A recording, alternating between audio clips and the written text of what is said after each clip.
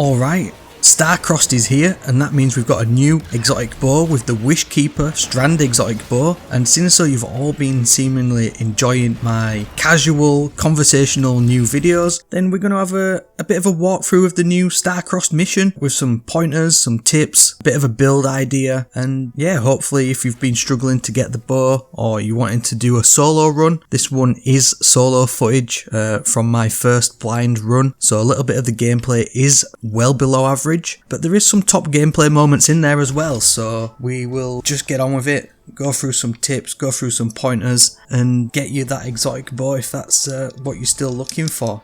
Obviously this mission is set in the Black Garden. If you've run the Garden of Salvation raid, then you'll be familiar with the setting and some of the mechanics, especially in this opening section where you've got to shoot some of the flower heads to open them to cross over the this little bit of a jumping puzzle. It's not too tricky, not too taxing, but there is actually a few decent little bits of jumping puzzles in this this new exotic mission. And to be fair, the exotic mission is pretty fun. I enjoyed running through it. It's very much like the Operation Seraph Shield mission. It's not massively taxing.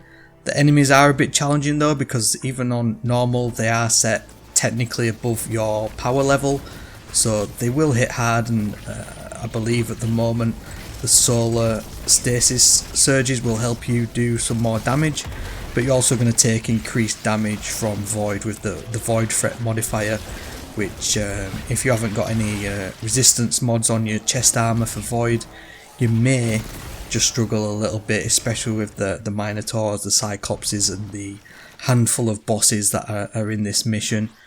But if you just follow that path, I mean, it's pretty straightforward. You head out into the light. Now, if you are struggling to do this mission solo, or if you just want a few people just to run it with, there's by no means no obligation to run it as a solo player. There's a few triumphs, but if you wanted to just get it done, use the Fireteam Finder on the friends page, set one up just like shown here, and get yourself into Starcrossed and start unlocking some of the triumphs and obviously the catalysts, which are going to be coming in the next few weeks.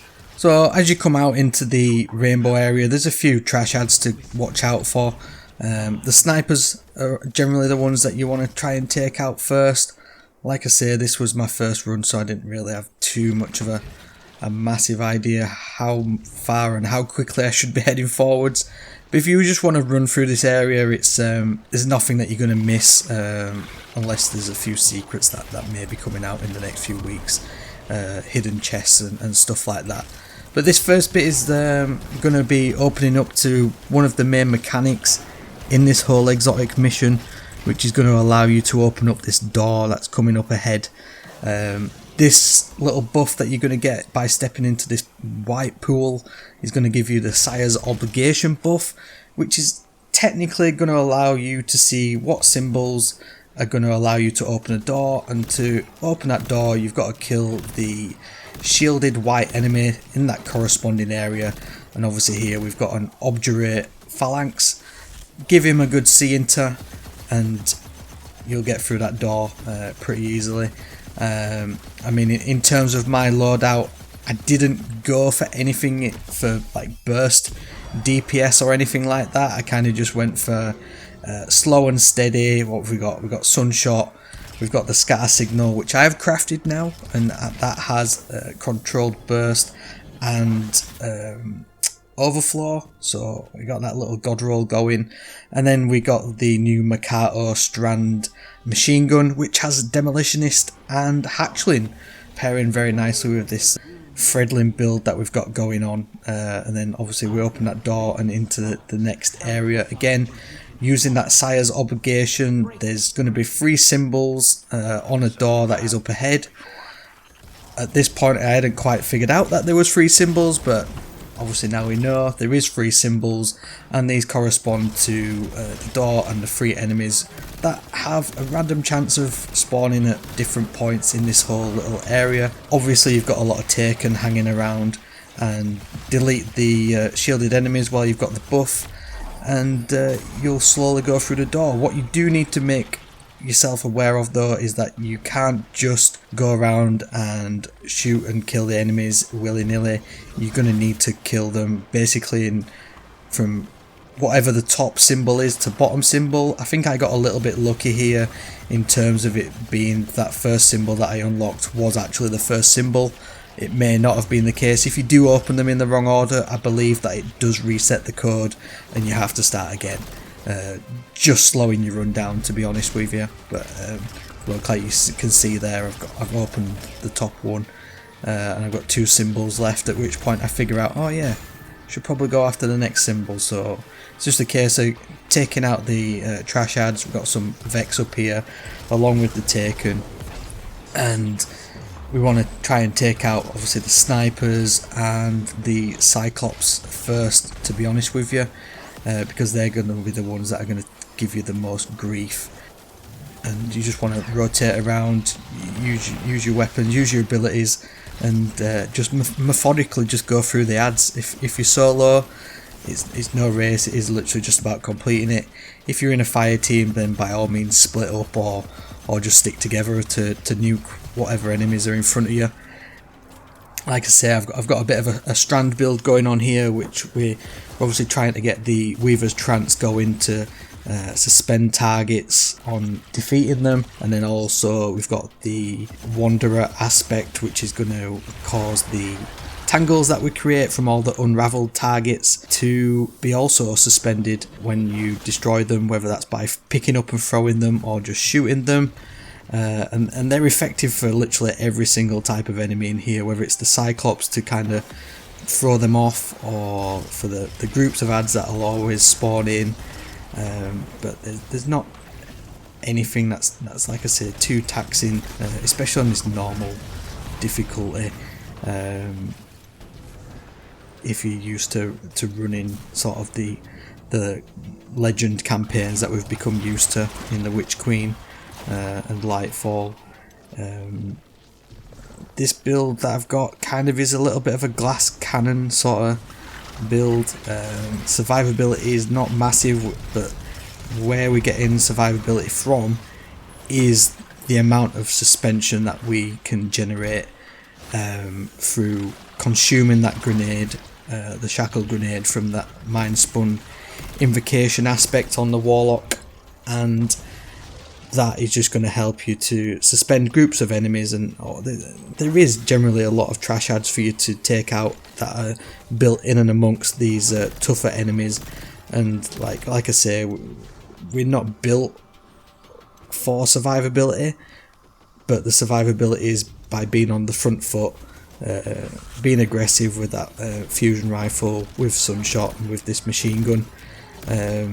Where it really helps, this machine gun, obviously it's an adaptive frame, so it does decent damage, but it's the demolitionist role that we're really leaning into here, just to get that shackle grenade back. And again, it does good enough damage to deal with these minor bosses. This one was obviously being a bit of a pain in the bum, hiding away, but these ones you can finish them once you get them low enough health. So if you want to conserve a bit of ammo, then just do that, and that's that section done. No massive issues, and we're on to like the first puzzle jumping section, and the next part of the mission. I mean, I enjoy anything that's pretty much in the Black Garden setting. It's a really good environment that we don't really venture into that often in Destiny 2, so it's nice for a little bit of change of scenery. And this is where we're coming up to the next buff, which is Dam's Gift. And this again is a timer, giving you a little buff where you can go through the Redwalled section. And like I say, this was my first run through, so inevitable jump death coming up. And that's because I'm rubbish. But there we go, look, there we go. Just falling straight off. But anyway, we got the gist, and we move on.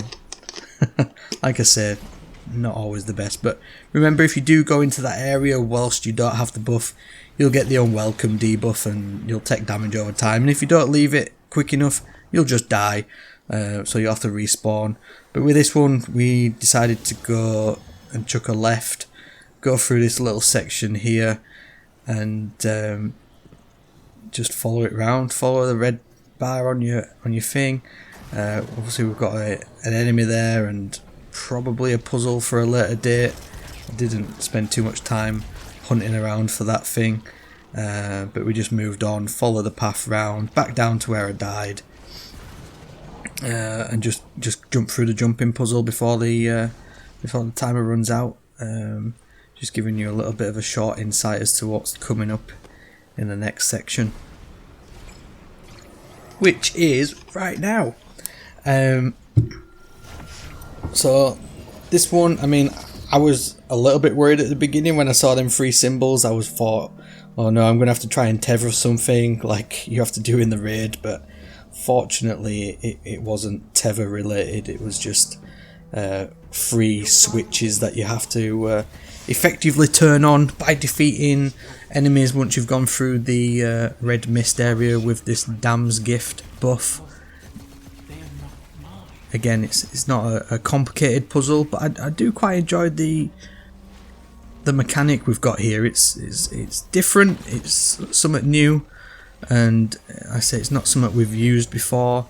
Again, I've got the machine gun doing a little bit of bits in here, pop a super just to clear out the enemies a bit quicker, and that's that first bit done. And obviously over to the red crystal, which you just literally have to interact with it, and that's that first one done. And then it's all about just going back out, keeping the buff going or refreshing the buff, and moving on to the next rooms and defeating the 3 wyverns that are involved in this one.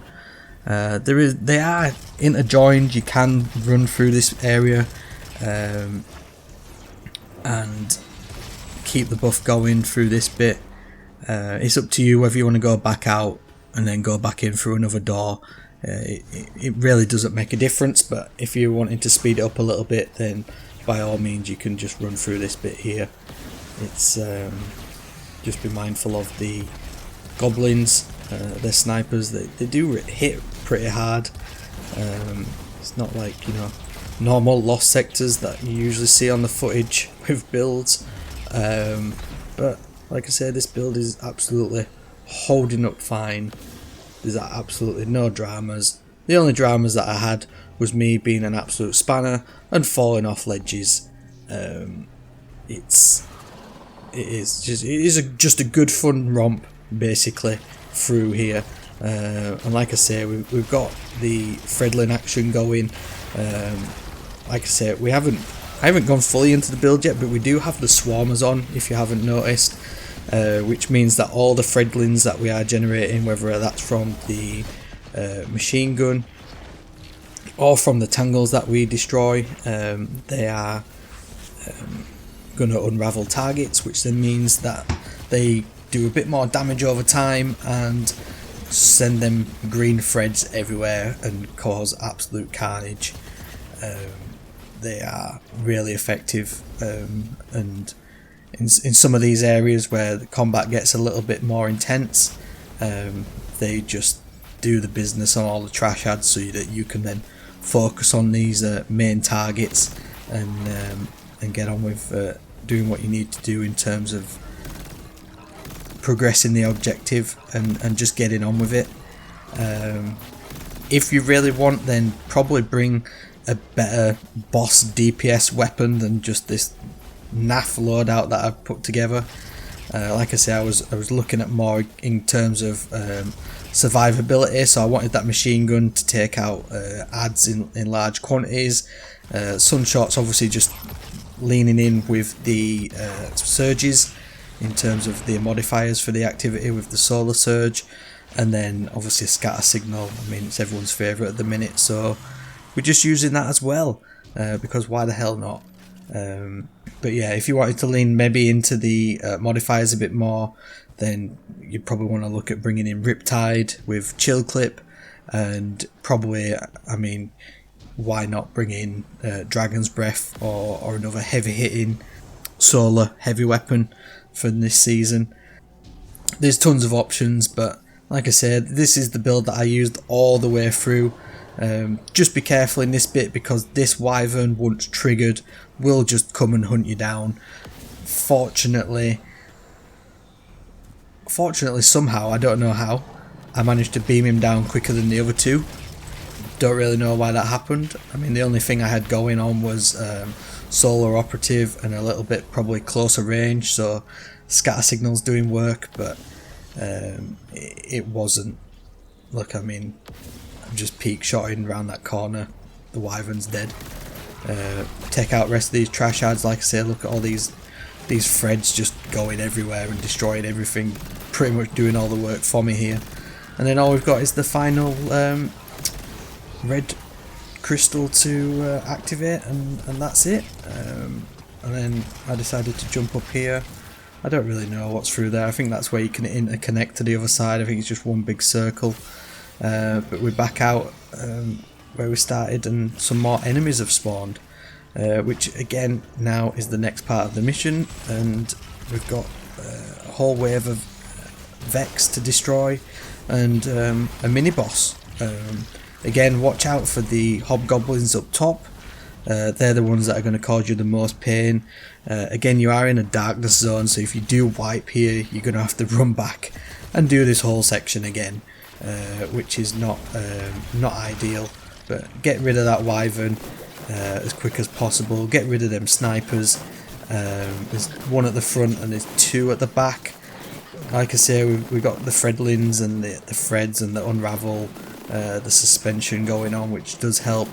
Let's say this is a bit of a tankier boss, so if you've run out of ammo, you may struggle a little bit. I ended up just playing peekaboo with this one, because I ended up running out of ammo and just basically relying on sunshot. But it is what it is, and just run him down and beat him up.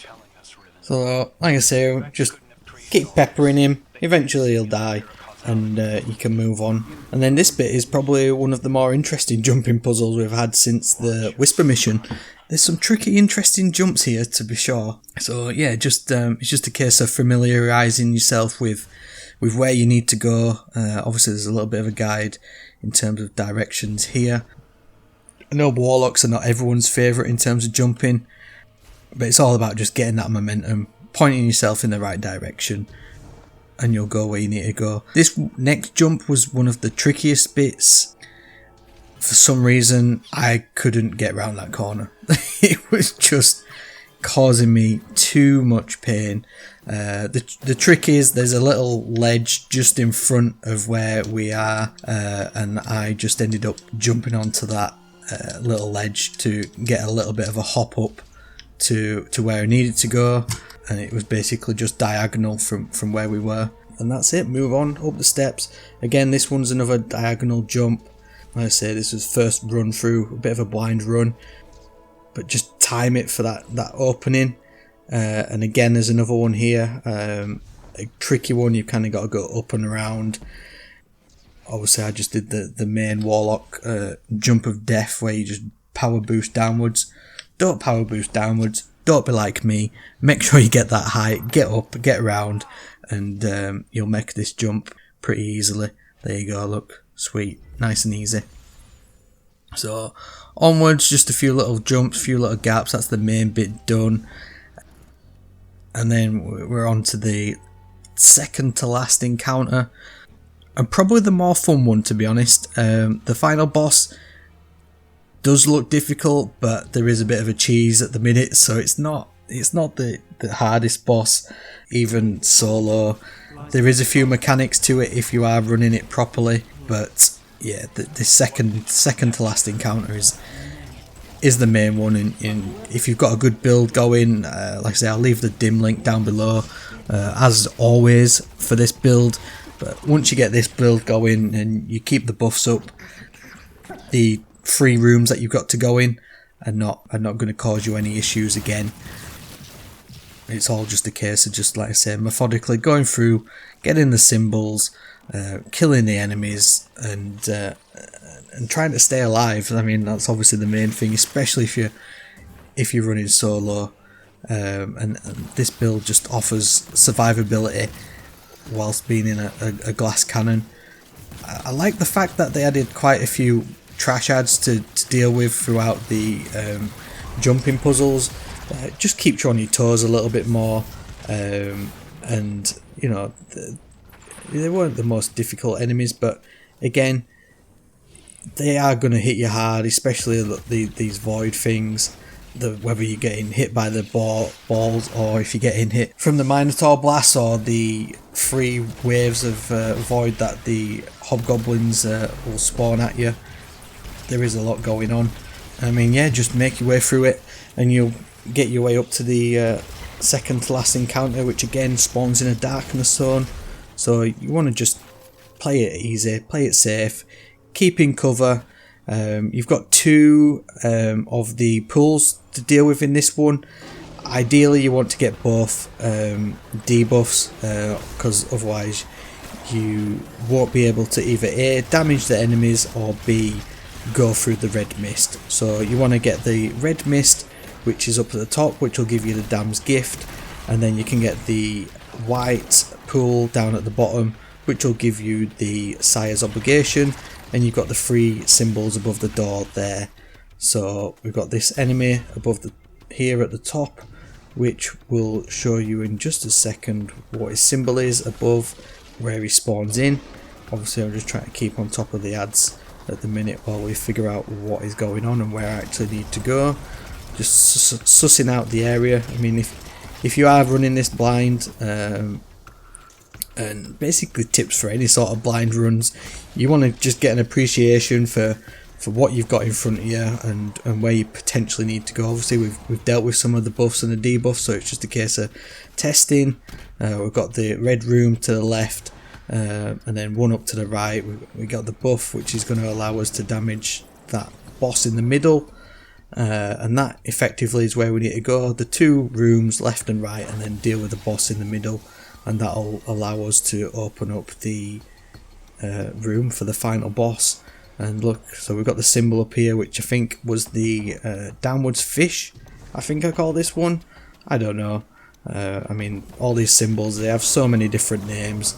It's unbelievable, to be honest. I mean, fortunately it's not massively important in terms of knowing what they're actually called. It's more a case of just recognising them. But that was that first one done, and then we walk through the next Dam's Gift one, and we get the buff called Crowned by Dragons, which obviously, if you've been following the story of the mission and the lore between Riven and her partner, then you'll understand what this buff means and why it's called Crowned by Dragons. Which the story behind this mission is quite deep, to be fair, in terms of dragon lore. It's something I wasn't expecting anyway.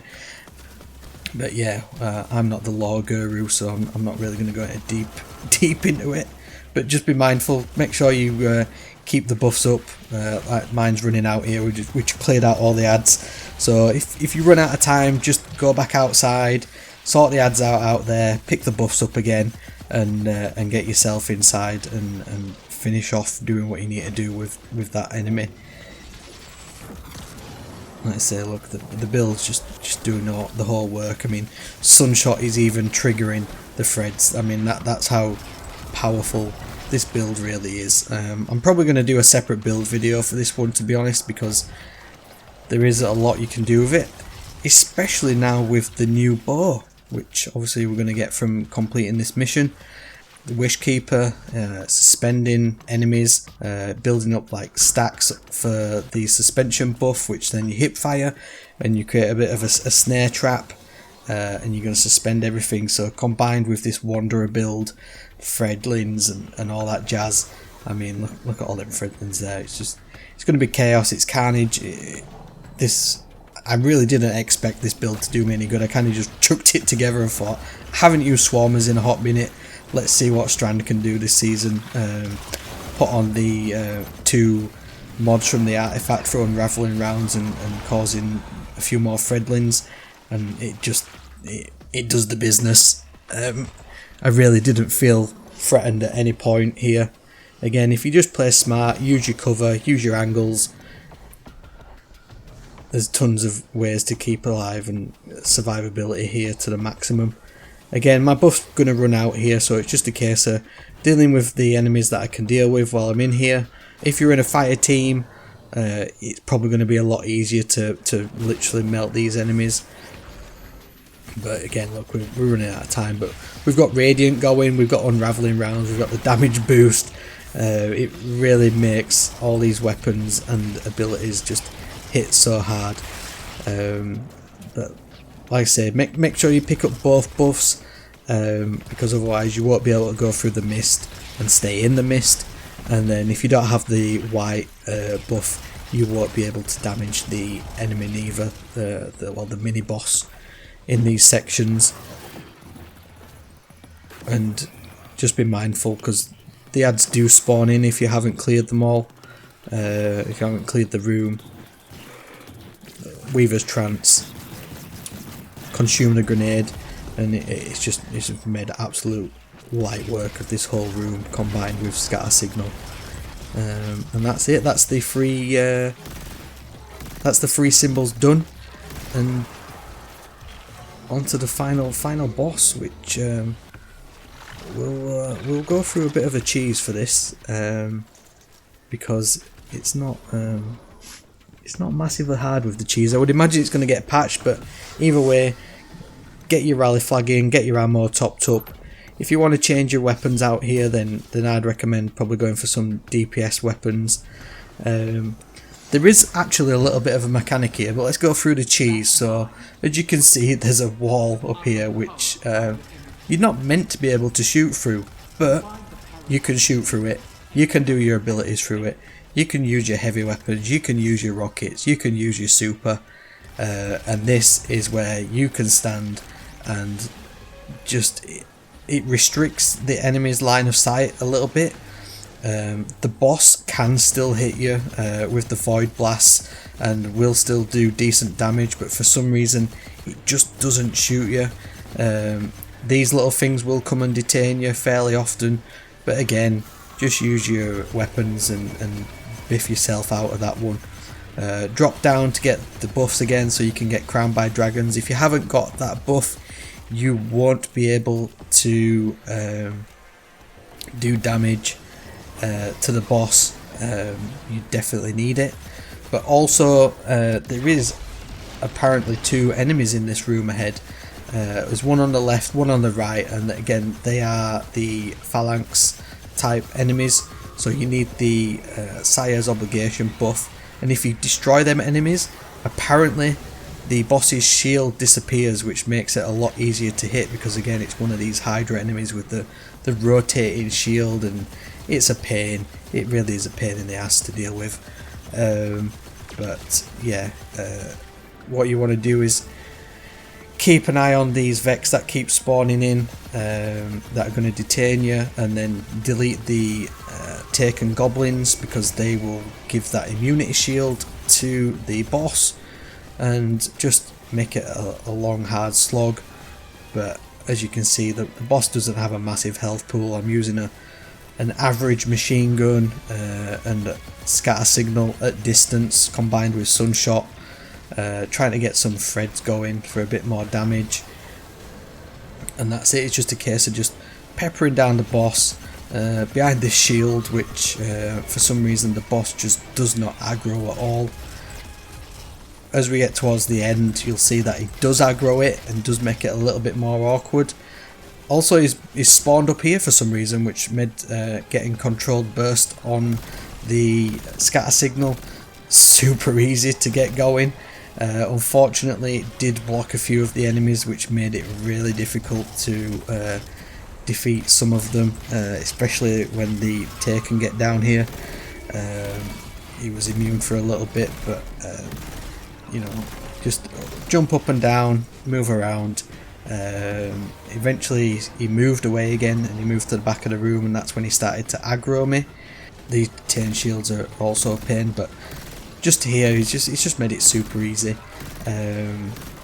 But if you are running around in the room, or this does get patched, then obviously just be mindful of them Vex detain shields. You don't want to be caught out in the open, because with the void burn, the boss does hit super hard. You don't want to be stuck there. And yeah, I mean, this is pretty much it. You're gonna just whittle him down, go grab yourself some ammo.